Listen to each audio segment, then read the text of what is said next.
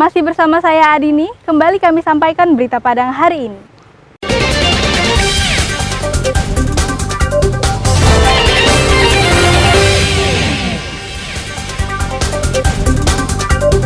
Ratusan pekerja unjuk rasa tuntut pencabutan Undang-Undang Cipta Kerja. Teh telur direkomendasikan sebagai minuman nasional.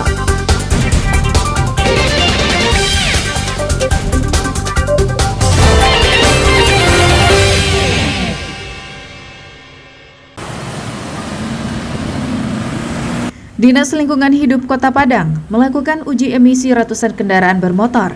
Ini dilaksanakan di halaman Taman Makam Pahlawan, daerah Lolong pada Rabu pagi.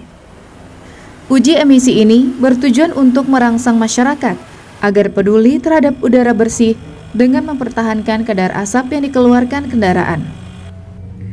Uji emisi dilakukan untuk mobil pribadi dan pemerintah. Kadar asap yang berasal dari bahan bakar bensin dan solar yang berlebihan akan mencemari udara dan berimbas pada kesehatan masyarakat. Dari rekap nanti, yang ada yang lulus berapa, yang umumnya banyak yang lulus, umumnya kendaraan yang baru, yang banyak yang tidak lulus tuh yang sudah lama biasanya. Kalau nggak lulus pengendaranya? Oh, nggak ada sanksi. Nggak ada sanksi. Kita justru itu masukan bagi mereka untuk bisa merawat kendaraannya, bisa bawa ke bengkel untuk bisa supaya pembakarannya lebih sempurna kan. Karena itu kan pembakaran tidak sempurna sehingga mengakibatkan polusi udara. Pak, semuanya kan, nggak mungkin pribadi aja kan.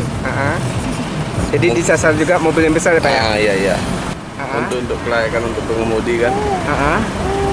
Harapannya ke depannya ya kayak gini terus lah kan. Pengennya sekali 6 bulan, sekali setahun itu gimana Pak? Ya kurang sekali 6 bulan agar. Pantauan di lapangan, petugas tidak memberikan tindakan apapun. Hanya saja, kendaraan yang kadar emisinya melewati ambang batas tidak mendapatkan label bebas emisi dari Dinas Lingkungan Hidup Kota Padang. Dinas Lingkungan Hidup mengimbau pemilik kendaraan agar memperhatikan dan merawat secara rutin kendaraannya. Dari Padang, Robiha melaporkan.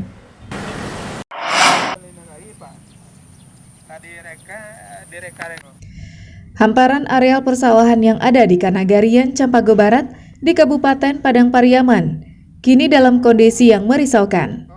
Lahan seluas 280 hektar ini seharusnya bisa ditanam padi 3 kali dalam setahun. Namun karena tak adanya irigasi, sawah ini hanya bisa ditanami padi sekali dalam setahun. Sebagian petani terpaksa mengalihkan sawah mereka menjadi ladang, seperti jagung atau tanaman sayuran lainnya. Bahkan ada juga yang dibiarkan terlantar begitu saja. Selain itu, petani juga sering rugi karena setiap kali menanam padi selalu diserang hama wereng.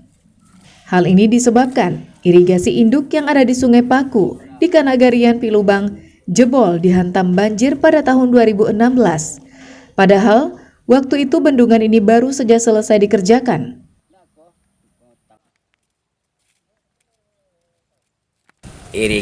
Kepala irigasi ini nggak pernah bagus sampai ke tali dia.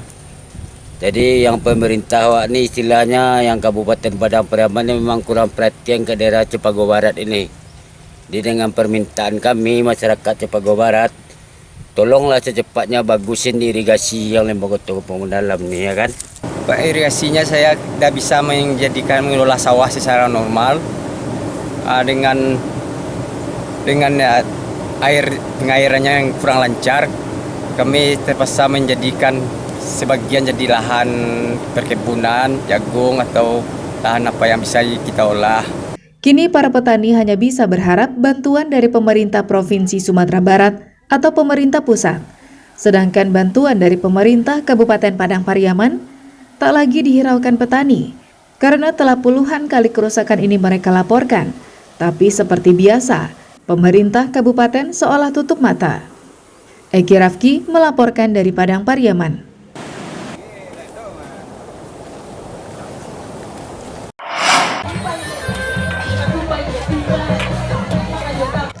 ...98 wali kota dan istri atau suami masing-masing mengikuti lomba marandang dan membuat teh telur di kawasan Pantai Purus, pusat kota Padang. Wali kota diberi kesempatan untuk membuat teh telur, sedangkan istri mereka memasak rendang. Semua peralatan sudah disediakan oleh panitia. Bahkan panitia juga menyediakan seorang petugas untuk membantu kepala daerah dan pasangannya saat mengikuti lomba tersebut. Tampak sejumlah wali kota dan istri antusias membuat rendang dan teh telur. Lomba ini mendapatkan penghargaan rekor muri dalam kategori peserta kepala daerah terbanyak membuat rendang dan teh telur.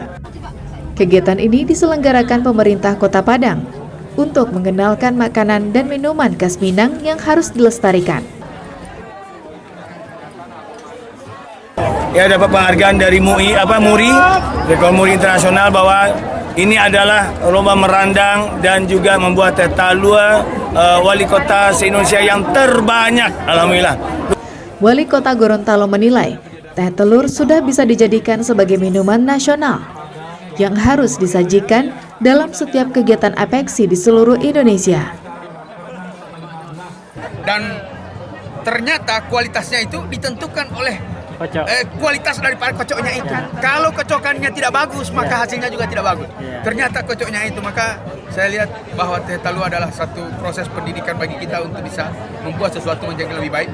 Harus kita tekun untuk mengerjakan nasional. Jadi saya sudah bilang sama Pak Wali tadi bahwa ini sudah bisa dijadikan sebagai minuman nasional, sehingga pada acara-acara event nasional itu walaupun bukan di Padang, ditampilkan teh talua karena ini sudah menjadi minuman nasional. Lomba ini rangkaian kegiatan Rakernas APEXI ke-15 yang diselenggarakan di Kota Padang. Alfi melaporkan dari Padang.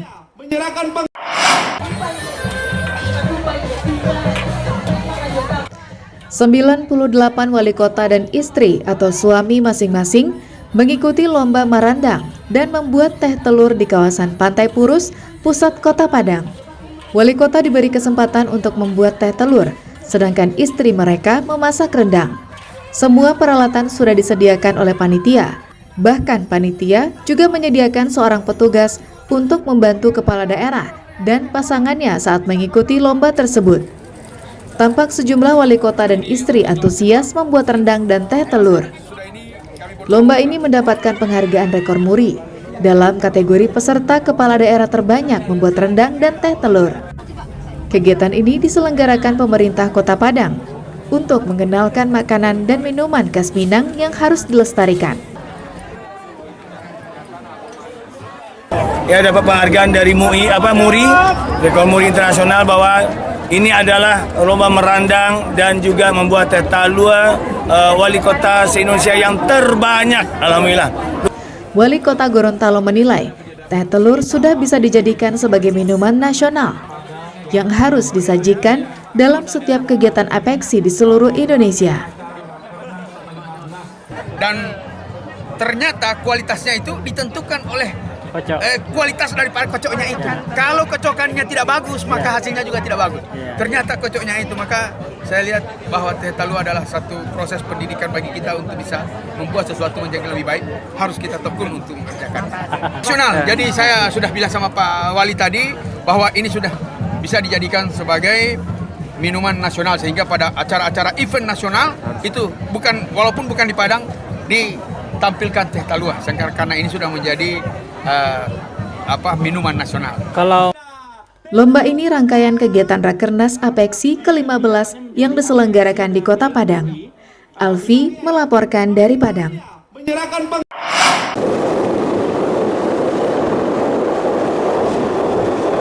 Tak ada yang menyangka jika sebelum dijadikan kebun buah, area seluas 3 hektar ini adalah lahan bekas tambang batu bara. Usai batu baranya dikuras, lahan ini ditinggal penambang dan menjadi lahan yang gersang. Dengan semangat reklamasi yang terukur, lahan gersang ini berubah bentuk menjadi kebun buah yang hijau dan asri. Tak hanya itu, di kebun buah Kandi, sekitar 10 km dari pusat kota Sawalunto ini, juga terdapat peternakan lebah galo-galo Apis trigona, yakni lebah yang tak bersengat. Hebatnya, madu lebah galo-galo ini mempunyai rasa yang berbeda-beda. Ada rasa jambu, mangga dan kelengkeng, tergantung lokasi sarangnya. Ide untuk membudidayakan lebah galo-galo di kebun buah Kandi berasal dari pemikiran yang sederhana, yakni agar nektar yang ada pada tanaman buah tak terbuang sia-sia. Bunga dari pohon tadi itu selama ini terbuang sia-sia dengan adanya galo-galo sebagai alat untuk mengambil nektar tanaman tadi sehingga menghasilkan madu. Jadi pemanfaatan lebih dari lahan pasca tambang ditanamin dengan buah dan konsep ada lebah menghisap mengambil nektar dari tanaman itu sendiri. Selain itu, keberadaan lebah galo-galo juga membantu penyerbukan tanaman buah secara alami. Dengan demikian, keberadaan galo-galo di kebun buah Kandi merupakan sebuah simbiosis mutualisme yang menguntungkan kedua belah pihak. Saat ini, di kebun buah Kandi terdapat 46 koloni lebah galo-galo. 30 diantaranya telah berproduksi dan menghasilkan hampir 12 kg. Di pasaran, madu lebah galo-galo dijual Rp400.000 per kilogram. Agar menarik, sarang lebah galo-galo dibuat dengan bentuk yang beragam. Ada yang seperti rumah kecil, miniatur jam gadang, hingga kapal pinisi. Keberadaan lebah galo-galo di kebun buah Kandi ini menjadi salah satu daya tarik pengunjung kebun buah. Selain bisa mempelajari aneka tumbuhan buah, pengunjung juga bisa menikmati madu lebah galo-galo langsung dari sarangnya. Saya tertarik karena ini lahan bekas tambang ya, pasca tambang dijadikan lahan produktif berupa kebun buah. Terus di samping itu di sini juga ada peternakan madu yang nama endemiknya madu galo-galo kalau bahasa orang kita Sumatera Barat ya. Jadi itu yang membuat saya tertarik di sini, bisa memberikan semacam edukasi bagi masyarakat luas. Karena ini kan bekas tambang dan bisa dijadikan kebun buah sesubur ini. Jadi kami tertarik untuk melihatnya ke sini. Karena di sini kebun buahnya ada ternak madunya, dan di sini lebah-lebahnya nggak suka gigit, nggak suka jahat, dan nggak suka ngejar-ngejar kita. Dengan azas manfaat yang saling berhubungan, tak mengherankan jika kebun buah Kandi menjadi salah satu contoh nyata gerakan green economy yang telah dilakukan Indonesia. Kebun buah Kandi dan pembudidayaan lebah galo-galo akan dipromosikan Presiden Jokowi pada pertemuan puncak G20 November mendatang di Bali. G20 merupakan forum kerjasama multilateral yang terdiri dari 19 negara utama dan Uni Eropa. Hal ini disampaikan oleh Ketua Tim Survei Badan Riset dan Inovasi Nasional usai mengunjungi kebun buah Kandi. Untuk melihat apa sih praktek hijau yang dilakukan oleh masyarakat di berbagai level gitu ya, dari level rumah tangga, level masyarakat, pemerintah, dan bagaimana keterkaitan dan hambatan dan peluangnya untuk sustainability lingkungan itu akan ditunjukkan dibawa ke presidensi G20 dan akan memberi gambaran bahwa Indonesia telah melakukan green economy ini gitu loh.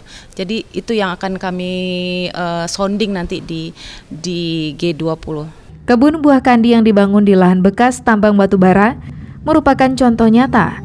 Jika dikerjakan sungguh-sungguh, maka reklamasi lahan bekas tambang bisa menjadi objek wisata dan ilmu pengetahuan yang berguna.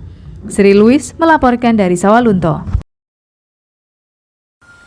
Pemirsa, demikianlah perjumpaan kita dalam Berita Padang hari ini. Saya Adini dan tim redaksi yang bertugas pamit undur diri. Selamat beraktivitas dan sampai jumpa.